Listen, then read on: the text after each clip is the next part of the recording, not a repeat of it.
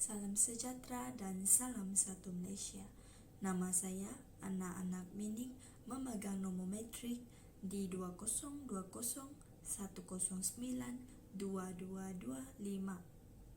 Baiklah, pada hari ini saya akan membincangkan 4 bahagian iaitu pengenalan, penghujahan, perbandingan dan yang terakhir ialah refleksi peribadi. Secara etimologi, epistemologi merupakan kata gabungan yang telah diangkat daripada dua kata dalam bahasa Yunani, iaitu episteme dan logos. Episteme bererti pengetahuan ataupun knowledge, manakala logos bererti teori.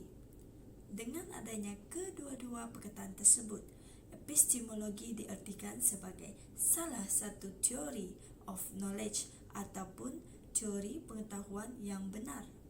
Selain itu, teori pengetahuan epistemologi kebiasaannya telah mengkaji 3 perkara pokok, iaitu sumber pengetahuan, pengetahuan dan batas-batasnya. Tajuk video saya pada hari ini ialah perbandingan epistemologi antara rasionalisme dan empirisme. Dalam epistemologi terdapat 2 aliran, iaitu rasionalisme dan empirisme. Aliran rasionalisme berasal dari bahasa Latin yang bermaksud akal, manakala dalam bahasa Inggeris pula ialah rationalism. Selain itu, aliran empirisme pula adalah berasal dari perkataan bahasa Inggeris iaitu empirism, manakala dalam bahasa Yunani pula ialah empiria yang bererti pengalaman indrawi dan dari kata esperita pula bermaksud berpengalaman dalam dan berkenalan dengan. Oleh itu, kemunculan empirisme adalah sebagai kritikan dan rasa tidak puas hati terhadap kaedah yang digunakan oleh rasionalisme untuk mencari kebenaran dari akal semata-mata.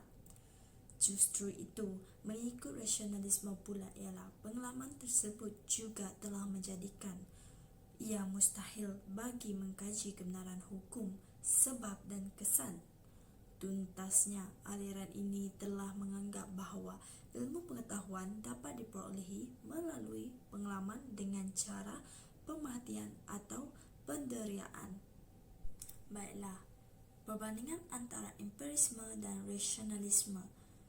Definisi empirisme dari sudut pandangan epistemologi menyatakan bahawa pengalaman dan pemerhatian perlu menjadi alat untuk memperolehi pengetahuan.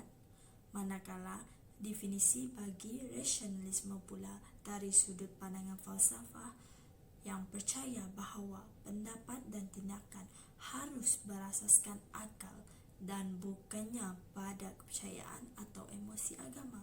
Selain itu ialah pandangan mereka terhadap Tuhan. Empirisme menyatakan bahawa seseorang tidak boleh mengetahui Tuhan dengan akal sahaja, kerana empirisme percaya bahawa semua jenis pengetahuan yang berkaitan dengan kewujudan hanya boleh diperolehi daripada pengalaman. Manakala pandangan rasionalisme terhadap Tuhan pula ialah rasionalisme menyatakan bahawa seseorang dapat memperolehi pengetahuan tentang Tuhan dengan alasan yang semata-mata. Perbandingan yang ketiga ialah ketika kelahiran. Empirisme percaya bahawa seseorang individu tidak mempunyai pengetahuan yang semula jadi, manakala rasionalis pula percaya bahawa individu mempunyai pengetahuan atau konsep yang semula jadi. Seterusnya ialah perbandingan ini juga boleh dilihat dari sudut ajaran. Menurut John Locke menyatakan bahawa seseorang tidak boleh mencuba untuk mengetahui kebenaran substantif tentang Tuhan dan jiwa dari akal, manakala rasionalisme pula adalah mengikut akal yang murni ataupun sebab yang tulen. Di samping itu ialah intuisi ataupun kerah hati. Bagi empirisme adalah tidak percaya akan intuisi, manakala rasionalisme percaya akan intuisi. Akhir sekali ialah perbandingan dari segi fahaman. Fahaman bagi empirisme ialah idealis. Idealis bermaksud orang yang mempunyai fikiran yang tinggi, manakala fahaman bagi rasionalisme pula ialah praktikal. Praktikal bermaksud melibatkan berkaitan dengan pengalaman atau penggunaan sebenar dan bukanlah teoretikal.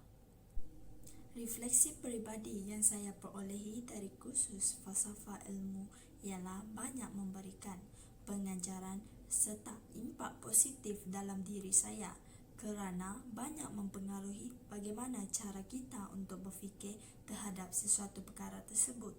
Selain itu, melalui perbandingan epistemologi antara empirisme dan rasionalisme adalah dapat membantu setiap pelajar untuk membuat pertimbangan antara baik dan buruk melalui akal fikiran.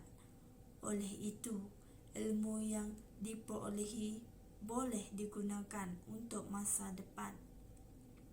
Saya juga ingin mengucapkan ribuan terima kasih kepada Dr. Sakinah kerana telah memberi tunjuk ajar serta panduan semasa mendidik kami sepanjang semester ini. Sekian, terima kasih.